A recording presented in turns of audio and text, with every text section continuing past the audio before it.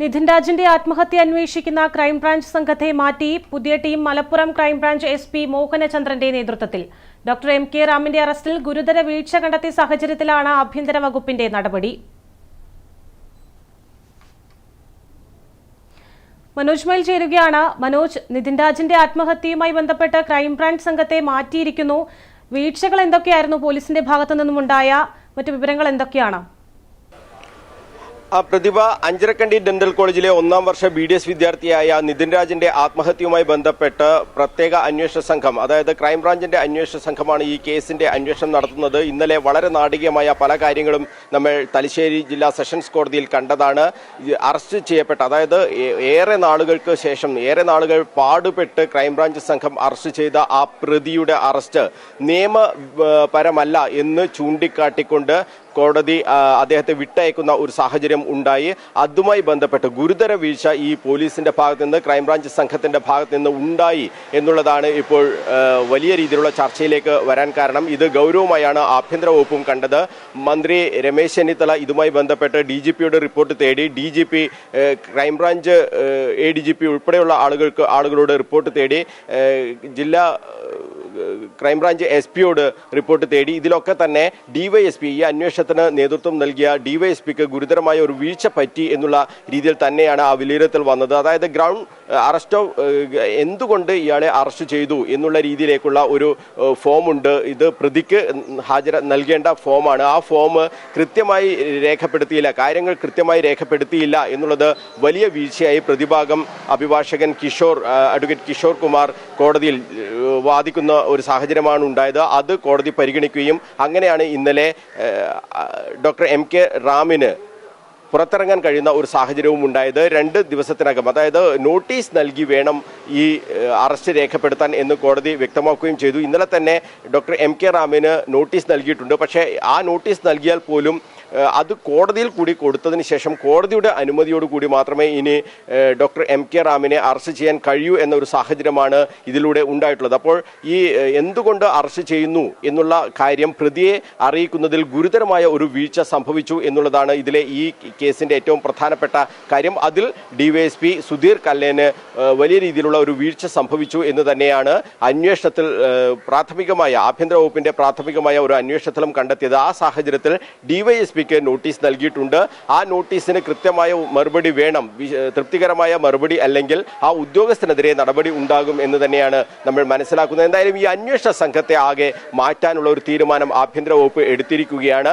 അത് വലിയ രീതിയിൽ പോലീസിന് തന്നെ നാണക്കേടാകുന്ന തരത്തിലേക്ക് ഈ കാര്യങ്ങൾ വന്നു. മാധ്യമങ്ങൾ ഇത് വലിയ രീതിയിൽ വാർത്തയാക്കിയ ആ ഒരു സാഹചര്യത്തിൽ അന്വേഷണ സംഘത്തെ മാറ്റുക എന്ന ശക്തമായ ഒരു നടപടിയിലേക്ക് നീങ്ങിയിരിക്കുകയാണ് ഇപ്പോൾ ആഭ്യന്തര വകുപ്പ്.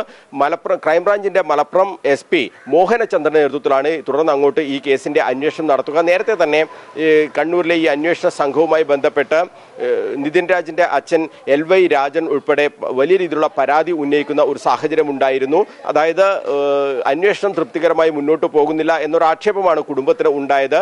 ഇന്നലെ അറസ്റ്റ് ചെയ്തപ്പോഴും ആ രീതിയിലുള്ള ഒരു പ്രതികരണം അദ്ദേഹത്തിന്റെ ഭാഗത്തുണ്ടായി. അതോടൊപ്പം തന്നെ ഈ MK റാമിനെ അറസ്റ്റ് ചെയ്യാതെ ഇത്രയും കാലം, അതായത് 3 മാസത്തിലധികം 1ാം പ്രതിയെ അറസ്റ്റ് ചെയ്യാൻ പോലീസ് തയ്യാറായില്ല എന്ന് കാട്ടി ഹൈക്കോടതിയിൽ ഉൾപ്പെടെ LY രാജൻ ഹർജി നൽകുന്ന ഒരു സാഹചര്യം ഉണ്ടായിരുന്നു. ഈ ഹർജി പരിഗണിക്കുന്ന ഘട്ടത്തിലാണ് ഡോക്ടർ MK റാമിന്റെ അറസ്റ്റ് ഉണ്ടായത്. ആ ഘട്ടത്തിൽ കോടതി തന്നെ ചോദിക്കുന്ന ഒരു ചോദ്യമുണ്ടായിരുന്നു.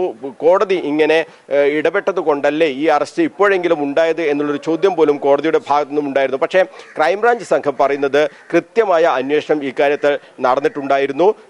ഡോക്ടർ MK റാമിന് വലിയ രീതിയിലുള്ള ഒരു പ്രാദേശികമായ ബന്ധം ഉള്ളതുകൊണ്ട് കൂടി, അതായത് ആന്ധ്രാപ്രദേശിലും അതോടൊപ്പം തന്നെ കർണാടകയിലുമൊക്കെയായി മാറി ഒളിച്ച് താമസിക്കുകയാണ് ഡോക്ടർ MK റാം ചെയ്തിട്ടുള്ളത്. ഒരു തരത്തിലും പിടിക്കാൻ കഴിയാത്ത രീതിയിലുള്ള ഒരു മുങ്ങൽ ഇയാളുടെ ഭാഗത്തു നിന്നും ഉണ്ടായി.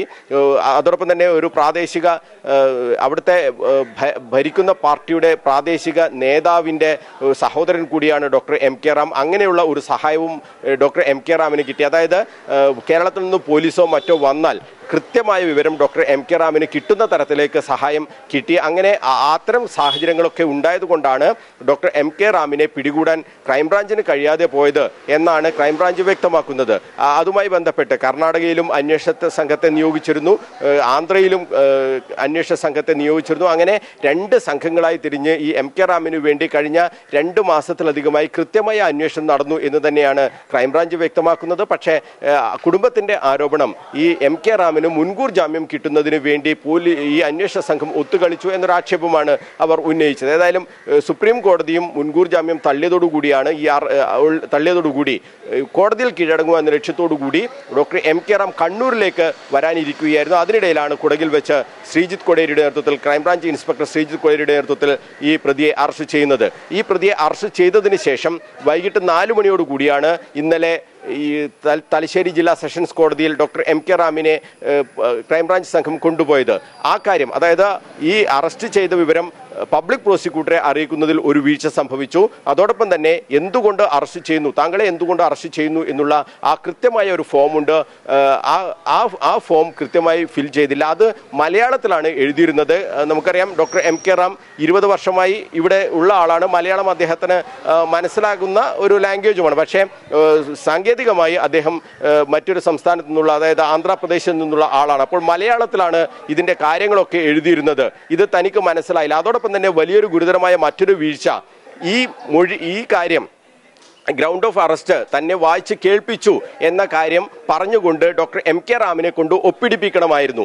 അതും ചെയ്തില്ല എന്നുള്ളത് ഇതിൽ വലിയ വീഴ്ചയായി കോടതി കണ്ടെത്തുകയും അങ്ങനെയാണ് ഈ ഡോക്ടർ MK റാമിന് പുറത്തിറങ്ങാൻ കഴിയുന്നത്. അതായത് ഈ അറസ്റ്റ് നിയമപരമല്ല എന്ന് കോടതി വ്യക്തമാക്കുന്ന ഒരു സാഹചര്യം ഉണ്ടായത്. അങ്ങനെയാണ് ഡോക്ടർ MK റാം പുറത്തിറങ്ങുന്നതും. അതിനുശേഷം ഉടൻ തന്നെ ഈ കോടതി വളപ്പിൽ വെച്ച് ഈ ക്രൈംബ്രാഞ്ച് സംഘം വീണ്ടും MK റാമിനെ കസ്റ്റഡിയിലെടുക്കുകയും ഈ നോട്ടീസ് നൽകുകയും ഒക്കെ ചെയ്തിട്ടുള്ളത്. ആ വിഷയവും വലിയ രീതിയിലുള്ള വിമർശനങ്ങൾക്കൊക്കെ ഇടയാക്കി.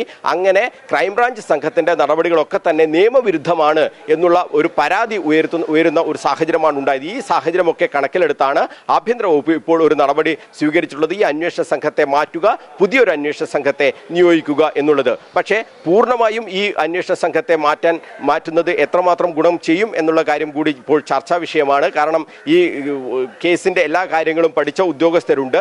അതിന്റെ DYSPയെ മാറ്റുക എന്നതിനപ്പുറത്തേക്ക് മറ്റ് താഴെത്തട്ടുള്ള ഉദ്യോഗസ്ഥരെ കൂടി മാറ്റിയാൽ ഈ കേസിന്റെ അന്വേഷണം വീണ്ടും ഒന്നിൽ നിന്ന് തുടങ്ങേണ്ട ഒരു അവസ്ഥയൊക്കെ ഉണ്ടാകും എന്നുള്ള ഒരു ആശങ്കയുണ്ട്. പക്ഷേ MK റാം പിടിയിലാകുന്നതോടുകൂടി, അദ്ദേഹത്തിന്റെ മൊഴി രേഖപ്പെടുത്തുന്നതോടുകൂടി ഈ കേസിന്റെ ഏതാണ്ട് 90% ഘട്ടങ്ങളും കഴിഞ്ഞു. ഇനി കുറ്റപത്രത്തിലേക്കൊക്കെ പോവുക എന്നുള്ള രീതിയിലേക്ക് മാത്രമാണ് കാര്യങ്ങളുണ്ട്. അതോടൊപ്പം തന്നെ ഇപ്പോൾ കിട്ടിയ തെളിവുകൾ, മൊഴികളുണ്ട്, നിരവധി വിദ്യാർത്ഥികളുടെ മൊഴികളുണ്ട്. ഡോക്ടർ MK റാം അധിക്ഷേപിച്ചു എന്ന തരത്തിൽ അവിടുത്തെ വിദ്യാർത്ഥികൾ, നിതിൻ രാജിന്റെ സഹപാഠികൾ ഉൾപ്പെടെ നൽകിയ മൊഴികളുണ്ട്. ആ മൊഴികളുമായി ബന്ധപ്പെട്ട കാര്യങ്ങളൊക്കെ തന്നെ പരിശോധിച്ച് അതിന്റെ കുറ്റപത്രത്തിലേക്ക് കടക്കുന്ന ഒരു നടപടിയാണ്. അപ്പോൾ അതിന് കൂടുതൽ ശക്തമായ ഒരു നേതൃത്വം അന്വേഷണ സംഘത്തിന് വേണം എന്നുള്ള രീതിയിലാണ് IG-യുടെ മേൽനോട്ടത്തിലാണ് ഈ കേസ് നടക്കുന്നത്. എന്തായാലും പുതിയ അന്വേഷണ സംഘം വരികയാണ്. മലപ്പുറം ക്രൈംബ്രാഞ്ചിന്റെ SP ആയ മോഹനചന്ദ്രനാണ് ഈ കേസിന്റെ തുടരന്വേഷണം ഇനി നടത്തുക. ഇതുമായി ബന്ധപ്പെട്ട കാര്യങ്ങൾ ആഭ്യന്തര വകുപ്പ് തയ്യാറാക്കിയിട്ടുണ്ട്. പക്ഷേ ഉത്തരവ് ഇതുവരെയായി പുറത്തു വന്നിട്ടില്ല. ഇന്ന് തന്നെ അതിന്റെ ഉത്തരവ് പുറത്തു വരും എന്ന് തന്നെയാണ് നമ്മൾ മനസ്സിലാക്കുന്നത്. പ്രതിഭ.